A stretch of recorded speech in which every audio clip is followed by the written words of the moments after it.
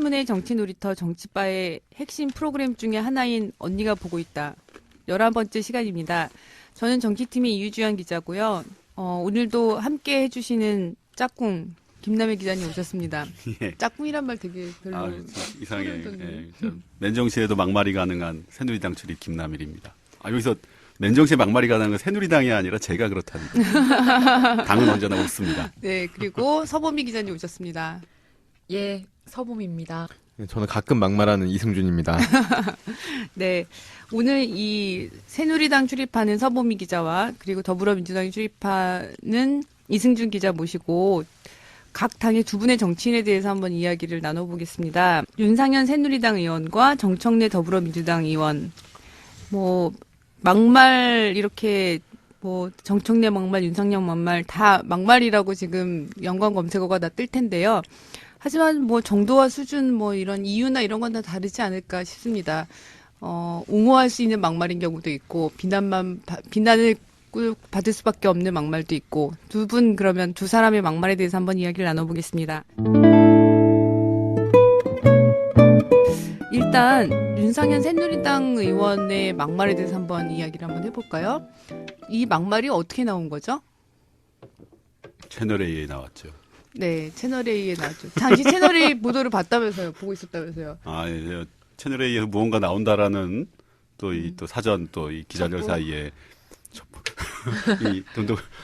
도움을 받고 퇴근을 안 하고 보고 있었는데 처음에는 퇴근을 안 하고 기자실에서 그렇죠. 예. 보면서 8일 저녁? 네, 3월 8일 저녁 웃으면서 보고 있었어요. 보면서 무슨 그땐 변조가 돼서 처음에 나왔거든요. 그래서 죽여 XX 나오고 옹옹 해서 맨 처음에 웅얼웅얼했어요. 네. 맨 처음에 다들 그 변조 목소리로 봤을 때는 변조된 목소리가 김성태 새누리당 의원하고 목소리가 비슷해서 저거는 그냥 생목으로 김성태 의원이 나왔나 싶었는데 그건 아니었고 이제 나중에 윤상현으로 밝혀졌지만 어쨌든 그 당시만 해도 이게 이 말하는 사람과 그리고 전화를 받은 사람 이게 지금 확인이 안 되니까 보면 되게 외마디처럼 들렸을 것 같아서 저도 네. 봤는데 그냥 죽여버려 어쩌고 저쩌고 죽여버려 이게 속아버려. 사실은 이게 도대체 어떻게 이 채널A로 넘어갔을까는 사실 궁금하긴 했지만 그래서 맨 처음에 전화 받은 사람이 혹시 기자냐 그래서 기자가 녹음해서 또 이 의리업계에 드디어 까버린 것인가 이런 여러 추측이 나오긴 했는데요. 근데 어쨌든 그 순간에는 한두 시간 정도는 어쨌든 내용은 뭔가 좀 심하긴 하지만 발화자와 또 수신자가 신원이 확인 안 되니까 언론계 용어로 킬 되는 분위기였는데 갑자기 이제 급반전이 시작된 계기가 있었는데 이건 서보미 기자가 네. 네, 이제 이때부터 이제 문자 정치가 시작이 된 건데요.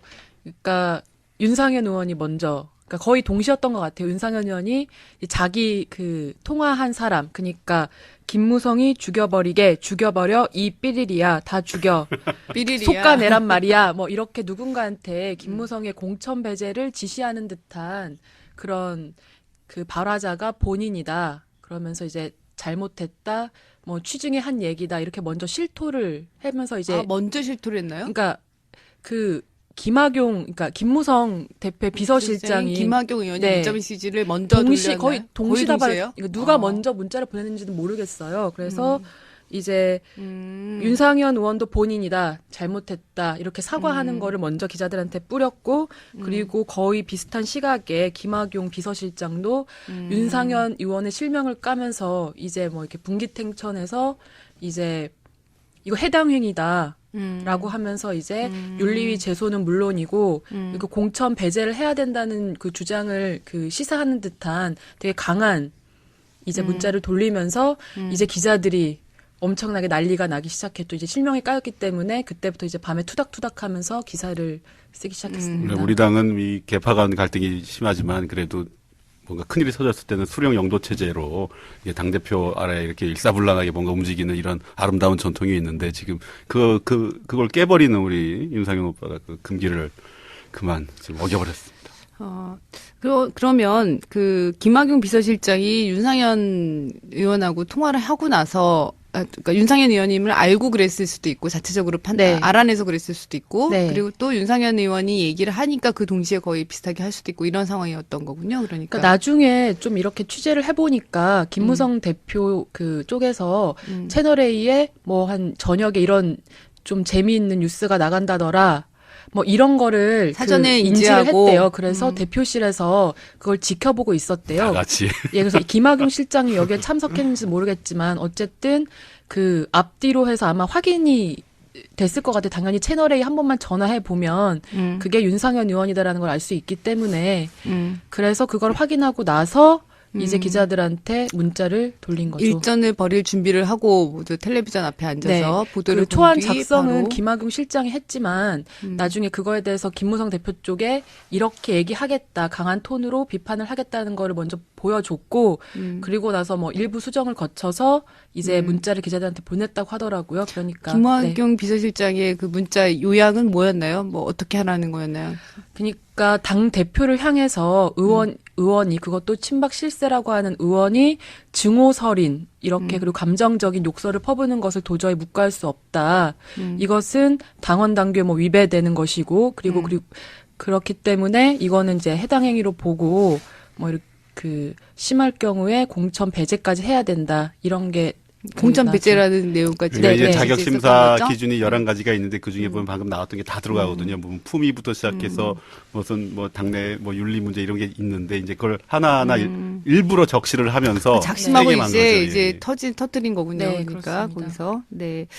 그리고 또 그 다음에 또 녹음 파일이 두 번째 게 또 나갔어요. 그죠? 네, 어제 예. 네, 나왔습니다. 어제도 9일, 또 9일 이제 네, 또 9일. 나왔는데 2탄 9일 나온다고 나간- 해서 2탄은 네. 사실은 애초 예고됐던 그 예고를 갖다 한 건 아니지만 또 기자들 사이에 이런 내용이 나온다라고 했던 거에 비해서는 뭔가 약간 지금 약간 톤 다운된 의혹이 있어요. 그래서 야겠어요. 중간에 뭔가 이 작업이 이루어진 것으로 이 지금 저 셜록 보미께서 지금 왓슨 보미 실명 그러니까 그 윤상현 처음에는 김무성이를 죽여버리게 이 말만 있었거든요. 그런데 이 어제 그러니까 9일날 그 보도된 내용을 보면 김무성이 죽여버리게 뭐 내가 A형하고 B형하고 해가지고 뭐 상의겠죠. 상의해서 그 정두원 뭐 그 좀 긴 얘기긴 하지만 살생부 파문의 한복판에 있던 정두원이와 얘기를 해서 뭐 공천을 떨어뜨리게 뭐 이런 뉘앙스를 담긴 그런 보도를 했어요. 그래서 A형, B형이 나오는 거죠. 근데 원래 어제 그러니까 9일 낮에만 해도 채널A가 A형, B형에 이건 혈액형이 아닙니다. 네. 혈액형으로는 누가 더 나쁠 것 같아요. 그러니까. 그 실명을 깔 것이다라고 해서 기자들이 정말 그 생방송을 다 지켜봤거든요. 그런데 그냥 A형, B형으로만 이렇게 해서 익명으로 해서 네, 근데 A형은 뭐 박근혜 정부 실세, 중진 의원 이렇게 해서 뭐 저희가 최경환 의원이라고 추정을 하고 있는 거고요. B형은 그 2012년 대선 당시 핵심적인 역할을 했던 그러니까 원의 인사인 것 같아요. 지금 현직은 아니고 그래서 그렇게 추정을 하고 있습니다. 네. 그러면 그 도대체 윤상현 의원은 누구길래 이렇게 그 대표를 죽여버리라고 누구에겐가 지시 또는 제안할 수 있는 그런 사람인가요? 또 우리 윤상현 의원과 가까운 또 김남일 가깝긴 선배가 뭘 가까워 지금 전화를 안 받은 지 3일 윤 기자가 한번 전화를 안 받은 지 3일째 되고 있습니다. 지금 문자만 한 번 오고 띡하니 술 취했을 때 이러고 녹음하는 건 옳지 않다라는 문자가 윤상현 의원 뭐 저 맨날 가장 이제 유명한 수식어가 박통한테 누님이라고 부를 수 있는 의원이던데 사실은 그게 약간 누나예요, 또 선배. 누나. 누님과 누나는 엄연히 다릅니다. 근데 이게 뭐 나오는 바로는 뭐 딱 한 번 뭐 누나라고 한번 부른 게 이제 마전됐다 이런 식으로 이제 윤상현 의원은 말하기도 하는데요. 어쨌든 그 정도로 뭐 지금 현 정권에서는 지금 친박계 핵심 인사로 분류되는데 근데 이제 또 평가가 박한 것도 있어요. 일부분은 좀 최경환 의원을 호가호위하는 스타일이다. 이제 또 온정주의적인 아니, 그러니까 이 윤상현 의원 유명한 건 그거죠. 하나 맨 처음에 저 전두환 대통령 사위. 사위였다가 롯데가 사위로 다시 옮긴 또 이 그쵸. 권력과 재력을 동시에 쥔 남자로 좀 유명한데 이제 전두환 전 대통령 첫째 딸 전효선 씨랑 1985년인가요? 그 대학 졸업할 즈음에 이제 결혼을 해서 한 20년 정도 결혼 생활 유지하다가 2005년에 이혼해서 2010년에 그 신격호 롯데 회장의 막내 동생 신준호 회장의 이 또 딸하고 또 결혼을 하는 또 이 또 놀라운 수완을 보여주고 있는데요. 그 한번 검색해 보십시오. 저 1988년 전두환 대통령이 백담사에 있을 때 사위하고 딸이 한번 백담사 찾아갔다가 카메라에 찍힌 장면이 신문에 실린 게 있는데 젊은 윤상현의 뿔테 안경을 볼 수 있습니다. 친한 거 맞네요. 되게 좋아하시는 아유, 거다 보니까. 아유, 그러네요. 그러니까 지금 윤상현 이 녹취록에서 이제 형님, 형 뭐 이런 표현이 많이 나오잖아요. 그래서 보면 지금 기자들이 여기서 말하는 형님과 형이 누구냐 해서 뭐 나이 찾아보고 뭐 의원한테 평소에 어떻게 불러요 그러면 나한테도 형이라고 불러 하는 의원들도 나오잖아요. 근데 윤상현 의원이 그런 걸 좋아해요. 기자들한테도 형이라고 불러 뭐 이런 거. 예? 그러면 다들 뭐 또 뭐 형 이렇게 부를 수 있잖아요. 근데 중요한 거는 윤 의원님이라고 부를 때나 윤 의원이라고 부를 때나 뭐 형이라고 부를 때나 돌아온 건 똑같다는 거죠. 아무것도 아니고 그냥 형이라고 부른다고 해서 갑자기 저 이 무슨 얘기를 들었습니다. 송영길 전 인천시장이 그 어느 자리에선가 인천에 한 원로 신부님과 함께 있었는데 그 원로 신부님한테도 형님이라고 했다가 엄청 혼났다. 윤석열 의원이 형님 이렇게 얘기해가지고 엄청 혼났다. 노홍철이네, 노홍철. 네, 노홍철. 아 그러니까 뭐 어쨌든 그런 한마디로 좀 이게 인간관계가 막 좀 편해요. 막 이렇게 대하고 막 대하고. 그런데 또 하나 약간 친박이면서도 본인이 저 조지 워싱턴 대 국제정치학 박사거든요. 어쨌든 저 가방끈이 깁니다. 유학파로. 그래서 뭔가 국제정치나 이런 거에 대해서 굉장히 좀 자부심이 있어요. 자기만의 어떤 식견에. 그래서 외통위원 이런 거 할 때도 최근에도 사드 문제나 저 핵무장 이렇게 당내에서 친박들이 뭐 사드 주장하고 핵무장해야 된다고 막 우리나라도 할 때 완전 다른 목소리를 내거든요. 핵무장은 저 국제정치 모르는 애들이 저 누구누구가 저거 모르고 하는 소리야. 저거 말도 안 되는 소리야. 이런 이제 말을 하고요. 사드 같은 경우는 뭐 반대는 아니지만 이거 먼저 정치코에서 떠들어봤자 저 미국의 저 가격이나 아니면은 정말 저 아직 성능도 확실하지 않은데 이용당할 수 있다. 이런 나름 이쪽 나름대로 그쪽에서는 이제 예, 외교안보에 소신은 있어요. 있어서는 현실론적인 소신이라고 하는 것을 펼치는 그런 측면도 예. 있다. 반면 윤상현 그러나 의원이. 당내 개파 그렇지만 문제로 넘어왔을 때는 이제 철저하게 이제 친박계의 어떤 친박계의 핵심적인 예, 이익을 그거에 이제 복무하는 편들면서 그런 걸 갖다 예. 하는데 그리고 근데 그 새누리당 의원들 얘기를 들어보면 비박, 친박, 개파를 가리지 않고 윤상현 했을 때 하는 말이 하나가 있어요. 정무적으로 정말 탁월하다.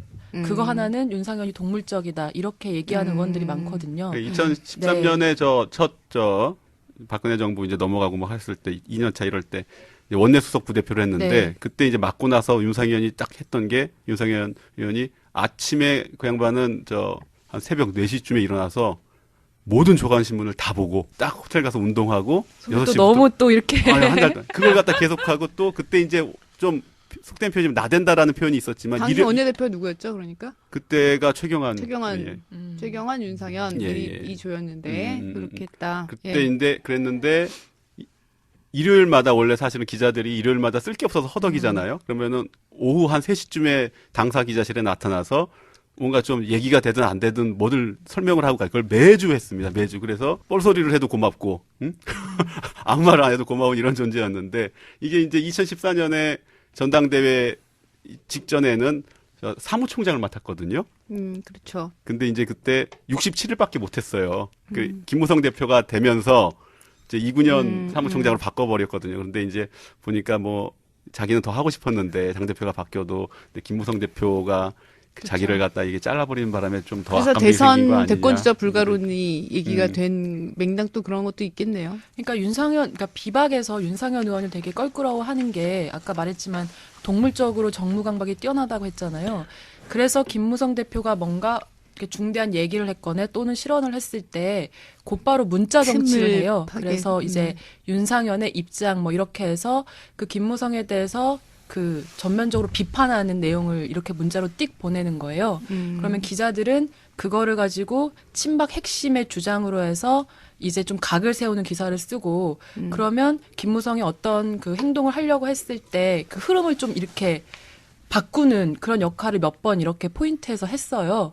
그래서 이제 비박에서는 굉장히 좀 껄끄러워하는 인물이었고 그렇기 때문에 이번에 이렇게 욕설 파문이 터졌을 때 그렇게 김무성이 뭐 공천 뭐 이렇게 떨어뜨려 이런 게 그냥 단순한 취중 실수가 아니라 윤상현이라면 정말로 이게 드러나지 않았을 경우에 어떤 실력을 행사했을 것이다 공천 과정에 이렇게 하면서 비박계가 더 흥분하는 그런 원인의 하나가 된 것 같아요. 실제 그 시나리오대로 됐나요? 그게 28일 녹음된 거였죠. 이 그러니까 녹음. 27일 날 그러니까 네. 그 살생부 파동이라고 하는 게 한 번 있었는데 그때 녹음이 이제 저녁에 이제 27일 밤에 돼 있었고 네, 녹음이 된 것인데요. 거기 또 보면 내일 쳐야 돼. 내일 공략해야 돼.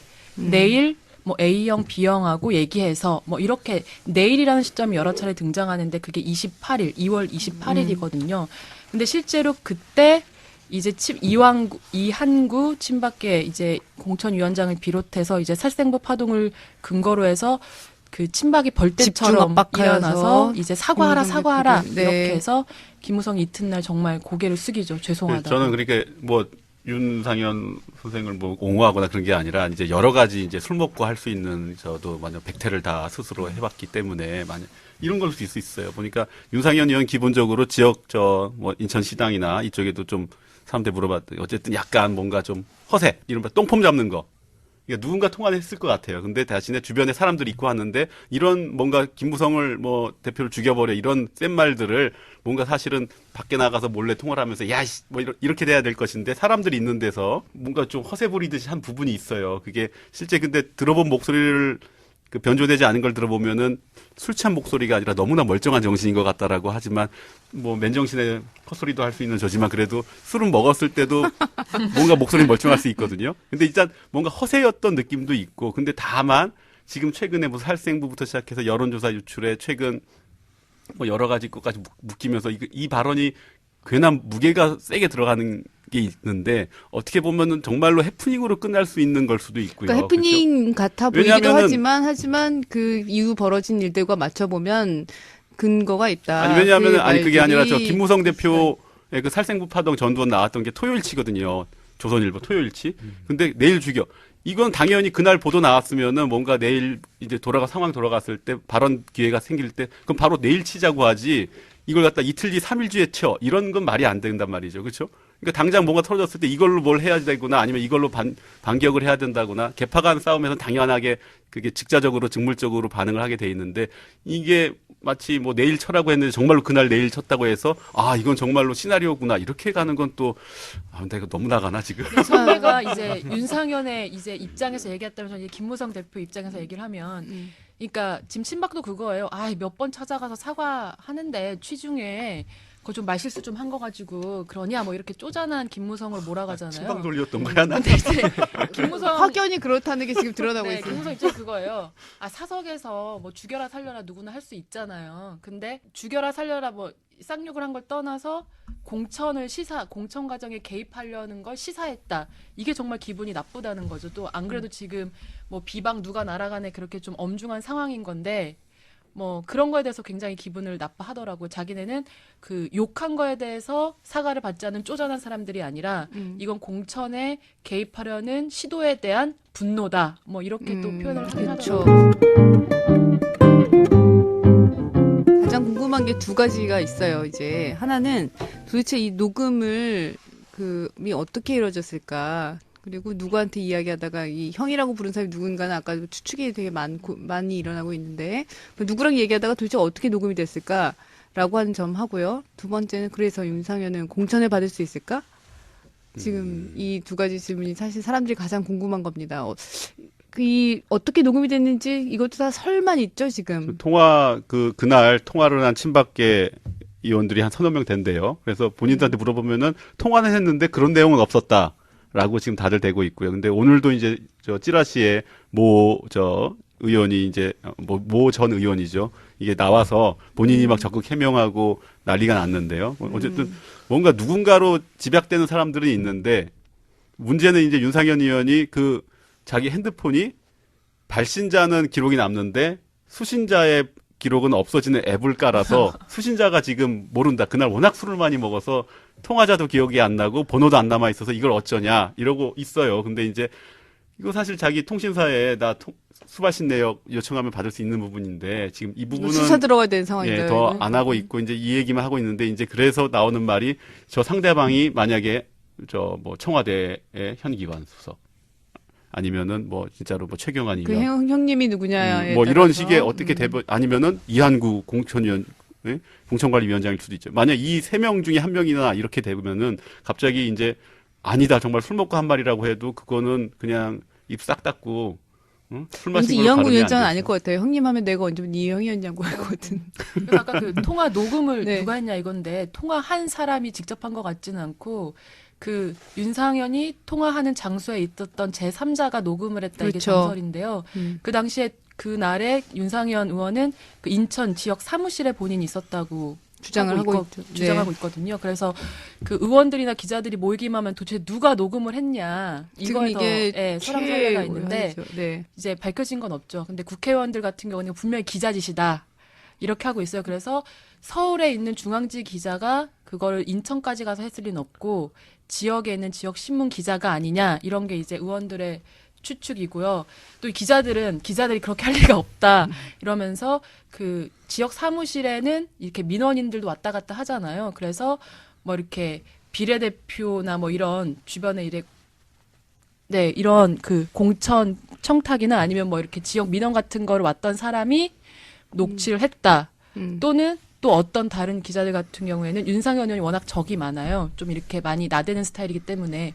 그래서 왔다 갔다 하다가 앙심을 품고 녹음을 했다. 이런 또 찌라시가 돌기도 하거든요. 근데 이거는 그래서 현장 CCTV를 본이 많이 하고 있는데 윤상현 의원이 택시설도 있지 않습니까? 네, 택시 블랙박스설 뭐 여러 가지가 있는데 뭐 이거는 밝혀지긴 쉽지 어쨌든 않고 힘들어 보입니다. 네. 기자 녹음설은 이게 이완구 전 국무총리 시절에 김치찌개 녹음 사건 이후로 사실은 이제 업계에서는 금기로 무슨 지금 일만 있으면 기자 네. 탓을 해야 되지만, 네.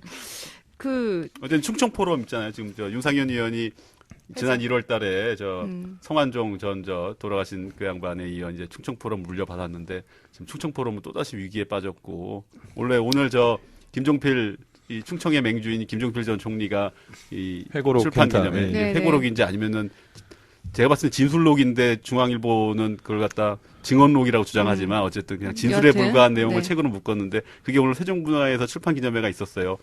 당연히 윤상현 의원이 충청포럼 회장으로서 가야 되는데 결국 그 자리에도 못 가는 이 비운의 그래서 윤상현 의원은 공짜 받는 거예요? 어떻게 되는 거예요? 좀 지금? 받을 것 같습니다. 그럼에도 불구하고. 저는 네. 받아야 된다고 생각합니다. 근거 하나씩만 짧게 말씀을 해주세요. 짧게 말하면 그때 살생부 파동 했을 때 그때 같은 경우에는 이한구 공관위원장과 공관위원들이 난리를 쳤거든요. 근데 이번에는 그거는 진상조사가 필요하다면서 좀 되게 시간을 끌고 있어요.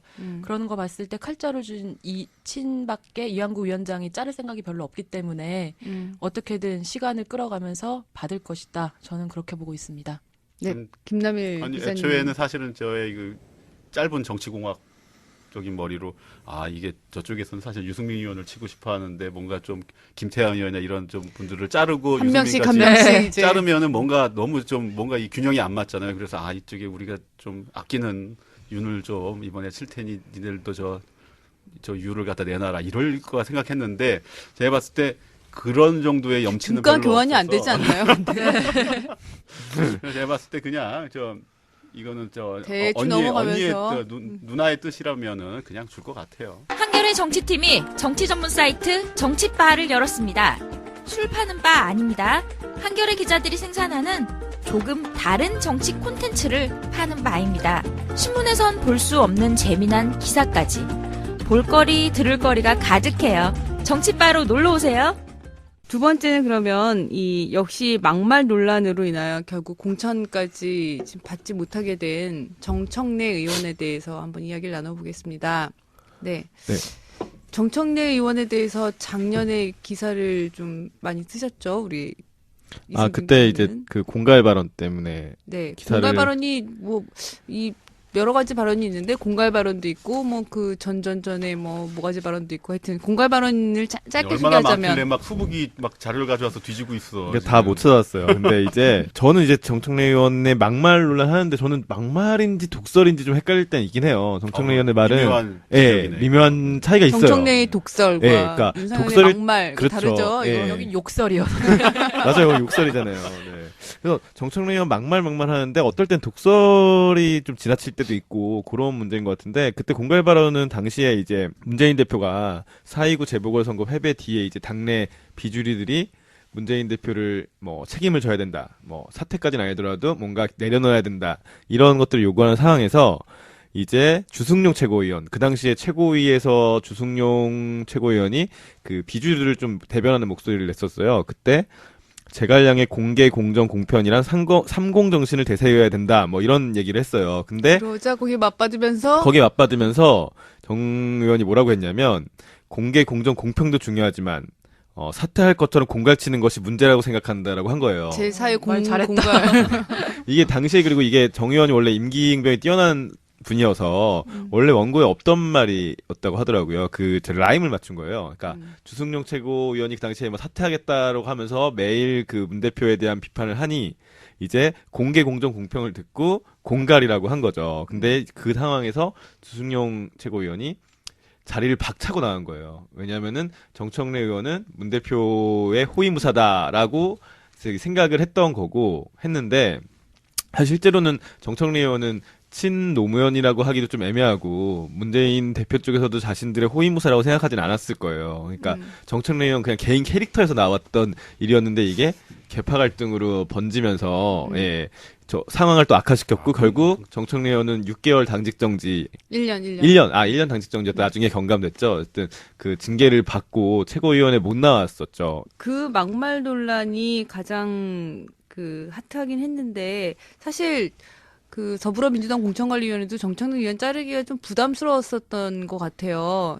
만약 지역구에서 여론이 굉장히 안 좋다든가 보통 보면 막말하고 막 그러면은 지역구 여론이 안 좋은 경우 많잖아요. 부끄럽다 뭐 이런 여론도 있을 수 있고 그런데 사실 제가 사는 곳이 이 정청래 의원이 지역구 마포을인데 마포을 주민들 정말 샅샅이 훑고 있어요. 정청래 의원이 굉장히 지역구를 열심히 챙기셔가지고 그 지역구 여론도 좋고 여론조사 자체도 잘 나왔다고 해요. 그렇죠. 저도 마포를 사는데 공교롭게 마포를 사는데 전에 저한테 그러더라고요. 제가 어디로 이사 간 지가 얼마 안 돼요. 마포를 원래는 서대문 갑이었나 의료였는데 근데 저희 집 앞에 있던 곱창집 이름을 얘기하면서 하모 곱창 얘기를 하면서 거기가 자기 단골이라고 하시더라고요. 근데 그만큼 골목을 좀 훑으니까 제가 그걸 쭈꾸미집 단골. 예. 가보니까 그렇게 뭐 큰 곱창집도 아니에요. 그냥 동네에 조그만 곱창집인데 그것도 알 정도로 훑었던 것 같기도 하고 실제로 지역구 경쟁력이나 여론조사 나쁘지 않다고 나왔는데 이제 오늘 홍창선 공천관리위원장이 기자들 한담에서 이렇게 얘기는 했어요. 정청래 의원의 막말은 좀 귀여운 수준이다. 다른 예를 들어서 뭐 윤상현의 이 욕설과 비교했을 때 예를 그렇게 들진 않았지만요. 귀여운 귀엽다. 수준인데 근데 정 의원에 대해서는 다른 잣대가 작용하는 것 같다라고 말을 하더라고요. 이제 여기서는 공천관리에서 정무적 판단을 했다고 생각하는 해석할 수밖에 없는데 이제 정청래 의원이 그동안 보수 언론이나 종편의 표적이었어요. 왜냐하면 그의 독설 또는 막말 중에 보면 이제 박근혜 대통령이 세월호 1주년 때 그 해외 갔을 때 해외 도피처럼 느껴진다. 그 다음에 기억납니다. 그 다음에 김무성 새누리당 대표가 그 공무원 연금을 합의를 번복한 적이 있었어요. 작년이었죠 아마. 예. 그때 비겁하고 남자답지 못하다. 예, 이제 할 수 있는 말 아니야? 그렇죠. 그래서 독설이라고 비겁하다. 뭐 이런 거 다 노래도 하는데. 그렇죠. 그러다 보니까 이제 보수 지층에게는 약간 좀 건방져 보이고 경우 없어 보이는 게 있는 거고. 그러니까 싸가지 없는 진보의 대표 선수처럼 느껴지는 거죠. 그렇죠. 싸가지 없는 진보의 대표 선수로 항상 꼽히는 분이 정청래 의원이고 그런데다가 이분이 종편 출연을 안 해요. 예, 항상 종편에 대해서 자기는 종편과 상대하지 않는다고 뭐 전화를 받지 않고. 야당도 종편 그 금종령은 풀린 지가 언제야? 풀린 지 벌써 한 2년 가까이 될 거예요. 뭐 예. 그리고 아무개 신문 기자로는 나는 전화 받지 않는다. 이런 것도 되게 자랑스럽게 그렇죠. 이야기를 자랑스럽게 하죠. 얘기하고 다니죠. 저도 볼 때마다 저는 또 이제 물론 언론이 이념 따라 다를 수 있고 하지만 기자로서는 좋은 태도는 아니라는 생각도 많이 했었어요. 근본주의자네. 네. 그렇죠. 이러다 보니까 이제 이 정청래 의원 지지하는 사람들 사실 지금 트위터 팔로워 숫자가 20만이 넘더라고. 오늘 확인해 보니까. 20만? 예, 20만 근본주의자 6천. 취소. 저도 지금 말하기 되게 두려워요. 네. 근데 야당 핵심 지지자들이나 열성 지지층한테는 정청래 의원의 이 발언들이 속 시원한 거예요. 특히 그렇죠. SNS에서 정치를 좀 바라보는 누리꾼들 같은 경우에는 정청래 의원이 자기들의 그걸 대변한다 생각하기 때문에 엄청나게 열성적인 지지와 팬덤이 형성돼 있는 상황이고 정 의원도 그걸 너무나 잘 알고 있기 때문에 항상 즐기죠. 예. 자기는 당대표다. 당의 대표다. 그 다음에 최전방 공격수다. 라는 말을 하면서 이 막 부추긴다고 표현은 좀 그렇지만 트위터에서 보면 이 지지자들을 만들 수밖에 없는 캐릭터가 사실인 거죠. 그러다 보니까 오늘 온라인 입당한 당원들이 탈당하겠다. 그리고 막 당 게시판에 들어오는 걸 바람에 당 홈페이지가 오늘 잠시 마비됐었고요. 지금 여의도 당사 앞에는 정청래 의원의 공천 탈락을 철회하라는 지지자들 100명 정도가 지금 모여서 필리버스터? 네. 그렇죠. 오늘이 10일이잖아요. 10일 저녁 7시 현재. 예. 정봉주 전 의원이 제안했더라고요. 트위터에. 정청래 일병을 구하기 위한 무제한 필리버스터를 하자. 이 정청래 의원 같은 경우에 공관 위원들은 이 심사의 과정에 대해서 어떤 이야기도 하지 않게 돼 있어요. 실제로 그리고 이야기를 하질 않아요. 거의 대부분 보면은. 그럼에도 불구하고 정청래 의원이 탈락 위기에 있다는 얘기는 굉장히 지금 며칠 전부터 계속 나왔었거든요. 그러니까 어떻게 보면은 그 분위기가 계속 고조돼 왔다는 거죠. 정청래 의원이 탈락할 상황이 있는 게 계속 있었고, 그리고 고백했듯이 공관위원회가 스스로 실토했잖아요. 다른 잣대를 가지고는 했다. 라고 이야기를 한 거고, 거기에 대해서는 뭐 이런 평가가 있을 것 같아요. 두 가지일 것 같은데, 하나는 그 여론이라고 하는 것이 누구 여론인지 모르겠지만 어쨌든 여론에 의해서 그 잘랐다라고 하는 게 있고, 또 하나는 그러면 과연 이게 실익이 있을까? 그 유불리를 따져보면 어떨까? 정청래 의원을 그 커트했을 경우에 그러면 핵심 지지층들은 반발하지만 뭐 중도나 이런 쪽은 외연을 확대할 수 있다 이렇게 판단했던 걸까요? 저는 사실 좀 궁금한 대목이 있어요. 거기에 그렇죠. 대해서. 이게 작년에 그 정청래 의원 공갈 발언 때도 그때 기사들이 대부분 이런 이런 문제식들이 좀 있었어요. 그러니까 과연 중도층 확대에 도움이 되겠느냐, 아니면 열성 지지자들을 마음을 떠나게 하는 게 맞냐 하는데, 이제 오늘은 그게 더 결정적인 게 터진 건데, 이제 보수 언론들은 며칠 전부터 정청래 의원을 그 더불어민주당 공천의 그 바로미터로 보고 있었던 거예요. 정청래 의원을 컷오프 시키느냐, 그럼 마치 따옴표 개혁 공천. 그렇죠. 그래서 오늘 사실 한 보수 일간지 문화일보. 네, 그렇죠. 문화일보 오늘 그러니까 10일 날 오후에 나온 신문 제목이 국민 눈높이에 맞췄다고 이렇게 표현을 했더라고요. 문화일보가 야당 좋게 써주는 거 거의 한 1년 만에 처음 보는 것 같은데. 그렇죠. 네. 그러니까 이제 김종인 체제, 그러니까 전 문재인 지도부 좀 차별화를 시키고, 그다음 선거에서 중도층을 좀 끌어안아야겠다고 하는 김종인 체제 입장에서는 정청래 의원이 이렇게 공천 탈락시키면서 우리가 중도층한테도 우리가 변하고 있다, 이런 메시지를 좀 던져보려고 한 걸로 되는데, 문제는 이제 반발들이 오늘 당분간 며칠 동안 또 이어질 것 같은데, 과연 이게 어떤 영향을 끼칠지는 아직은 알 수 없고요. 사실 그것도 반면교사가 됐던 것 같아요. 19대 국회의원 선거 때 김용민, 지금 팟캐스트 열심히 하죠. 그분 마지막 막말에 대한 것 때문에 역풍이 불러왔다는 게 지금 당의 일반된 판단이에요. 당내는. 사실. 요즘 사파 보면은 김용민 사태를 막자며 그렇죠. 그래서 지금 제2의 김용민은 자르자. 윤상현 의원이 돼 있어서 지금 그게 안타까워요. 현재로서 그렇죠. 근데 당에서는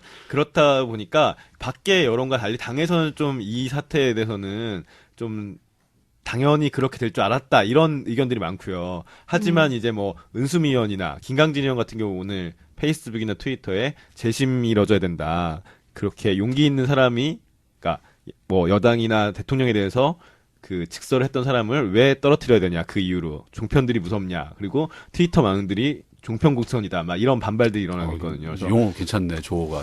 아니 사실 근데 박지원 의원이 이런 얘기를 했어요. 지금 국민의당에 건너가신 분이지만 기자들하고 만나서 누구 지금 탈락 대상이 떠오르고 있다라며, 그거는 종편 공천이지 무슨 그 야당 공천이냐 이런 이야기를 한 적이 있었어요. 그러니까 선명하게 싸우는 사람도 필요하다라는 취지였죠. 정청래 의원은 강한 남자잖아요. 근데 오늘 그 새누리당에서 전략 쪽을 하는 한 이제 분하고 얘기를 했는데, 정청래 의원을 포함해서 5명의 현역 의원을 오늘 날렸잖아요.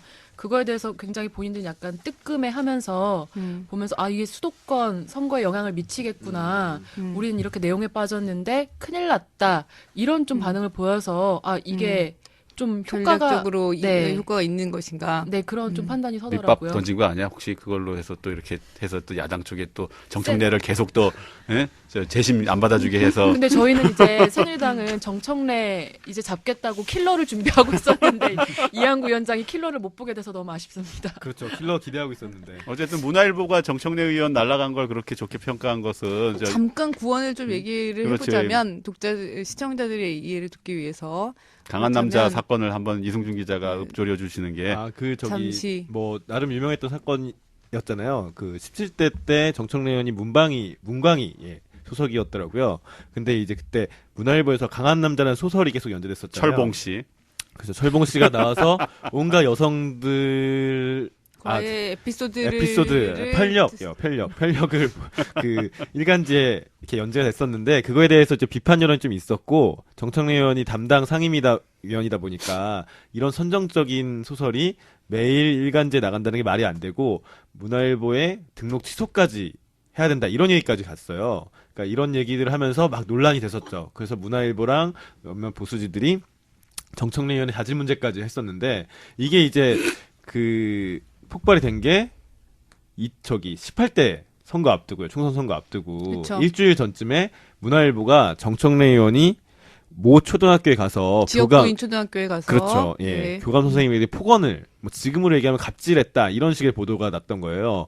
그래서 결국 정청래 의원은 당시에 이제 18대 때는 민주당 자체가 수도권에서 좀 많이 죽을 쓰긴 했어요. 그래서 그것도 있었지만 정청래 의원이 이걸 좀 타격을 받아서 낙선했죠. 근데 곧 그 사정이 밝혀지면서 다른 매체들이 취재를 해보니 그 교감 선생님을 정청래랑 이런 사실관계가 없었던 거예요. 그러니까 사실이 아니었던 거죠. 그러니까 완전 허위 보도였던 교감 거죠. 선생님의 그때. 모가지를 자르겠다고 했는데 맞습니다. 사실 예. 그거는 교감 선생님이 직접 한 말이 아니었고 학부모가 강용석 음. 전 의원의 지역구 사무실의 그 사무장이 네. 이런 이야기를 했더라라면서 문화일보 기자에게 전해준 내용이었고 그러니까 기자들이 쓴 기사 중에 그렇게 뭐 그게- 생자로 오보가 나는 경우가 정말 흔치 않은데 네. 전원하여 이렇게 그러니까 된 그 거죠, 봤을 때 그거는 모가지를 생자 오보라기보다는 약간 의도적인 오보였을 가능성이 되게 농후하죠. 그거. 그렇죠. 그리고 보니까 또 막말로 대체한 거네요, 그때. 그러니까 그래서 당선된 분이 강용석 의원이었던 거잖아요. 터가 안 좋나? 마포 괜찮아요. 사는데 괜찮아요. 망원시장 좋고 살기 네, 좋습니다. 의원이 네. 값보다는 을이 좋잖아요. 어디 가서. 아재 네. 악령이시여서. 지금 정청래 의원은 10일 현재 오후 7시까지는 연락이 닿고 있지 않죠? 네, 연락이 지금 뭐 보좌관도 연락이 안 된다고 얘기를 뭐 진실인지 아닌지 모르겠으나 고민 중이라고 하고요. 외부와 연락을 고민 중이라고 하고 조만간에 입장을 밝힐 거라고 하는데 뭐 그냥 뭐 보좌관이나 기자들이 보기에는 그가 그동안 야당의 중요성을 강조했던 사람이잖아요. 최저한방 공격수 자임했고 그래서 뭐 탈당하고 무소속 출마를 하지는 않을 것이다라고 많이들 보는데 이 사람 마음을 알 수 없으니 네. 저 우리 당 입장에는 뭐 김진태 의원 이런 분도 있어서 사실은 좀 그에 맞서는 호적수가 필요한 입장에서 정청래 의원이 다시 왔으면 싶어요. 그렇죠. 근데 정청래 의원은 아마 김진태 의원이 자기랑 같은 급이라 생각 안 할 거예요. 어쨌든 팔로워 몇 명인지 한번 어쨌든 물어보세요. 이게 은근히 김진태 의원한테. 정청래 의원 대놓고 말은 못하고 좀 다시 오라는 얘기 애둘러 한 건데 또 그걸 그렇게 받아 모르고. 정청래 의원에게는 이번 이 공천 탈락 매우 아픈 경험일 수 있겠지만 또 그 인천시장 선거에서 재선에 실패한 송영길 시장이 본인에게도 당을 떠나라고 했던 이야기를 했던 정청래 의원이었지만 너무 마음이 아프다라면서 자기는 오늘 됐잖아. 어쨌든 저 경선에. 오늘 됐죠? 경선 아니라 단수화. 단수였나요? 단수. 네. 되니까 또 그런 말 하는 거야 또. 아니, 송영길 의원의 경우에는 이렇게 이야기를 하더라고요. 그러니까 이렇게 떨어지거나 탈락되거나 이랬을 때 이거 어떻게 하는가가 참 중요한 것 같다. 라면서 본인도 되게 힘들었다. 송영길 이런 얘기하는 게 너무 얘기를 웃긴데요. 들었던 얘기가 많았던지라. 중국 가서 중국 드라마 많이 보셨다고 그러시던데 지난번 보니까. 네. 저는 근데 그런 생각이 들어요. 그러니까 되게 자신만만하고 독설도 마다하지 않았던 사람들이 이런 커다란 시련과 실패 앞에서 어떻게 행동할까? 그 나중에 보면 그게 그 사람을 또 판단하는 데 중요한 계기가 될 것 같습니다. 어쨌든 그래도 지금 더불어민주당 당사 앞에는 지금 지지자들이 항의 시위하지만 우리 당 당사 앞에는 윤상현 막말에 대한 항의 시위가 지금 있으니 뭔가 좀 막말의 수위가 서로 다른 것 같긴 해요. 네. 그리고 한편 또 드는 생각이 이제 시대가 막말을 싫어하나 이런 생각도 드는 거예요. 그러니까 정청래 의원 같은 경우 예전에 그런 어떤 정부 공격 목이 잠기는 거야 지금. 목 잠기네요. 네. 지금 너무 슬퍼서. 가슴이 아파요. 아니요. 정부 공격이나 이런 것들이 어쨌든 그러니까 그 당에서 국정원 댓글 사건에 무슨 국정조사위원이나 간사 이런 것들을 맡으면서 정부 공격에 앞장섰거든요. 근데 이제 당에서 쓰임새가 있었는데 점점 지금 정치인 혐오주의가 정치 혐오주의가 강해지면서 막말이나 독설 이런 거에 대한 거부감이 강해지잖아요. 그러다 보니까 이런 의원들이 설 자리가 없어지는 게 아닐까라는 생각이 들긴 해요. 김진태 의원이나 정청래 의원처럼. 근데 과연 이게 또 맞냐? 는 고민이 되는 부분이 있어요. 극단의 언어가 사라진 자리에 그러면 과연 타협과 평화의 절충의 언어가 그렇죠. 갈 것인가? 절충의 언어가 생기면서 뭔가 여야가 차이가 없어지는 거 아닐까 이런 생각이 드는 부분이 흐릿해지면서 그렇죠. 경계가 그럼 그 안철수 세상이네. 저는 아무 말도 하지 않으려고요. 네. 네, 오늘 이렇게 그 정청래 의원과 윤상현 의원이 최근 벌어지고 있는 막말 사건, 공천 탈락 또는 공천 탈락 가능성 등에 대해서 이야기를 나눠보았습니다. 네, 오늘 재밌게 들어주셨으면 좋겠네요. 감사합니다. 다음 주에 또 찾아뵙겠습니다. 안녕. 김남일 선배 막말 한번 해주시죠. 뭐 이 새끼야. 아니 근데 진짜 의리가 없다. 그 윤상현은 이렇게 쌍욕을 해도 공천 받는데 하는 막말로 자른다는 게 전 이해가 안 돼요. 약간 의리 얘기해서 옛날에 써먹을 때 써먹더니 마지막에 진짜 아니 근데 저 정도 막말을 할 수 있는 거 아니야? 그거 새누리당에선 그 정도는 아무것도 아니에요.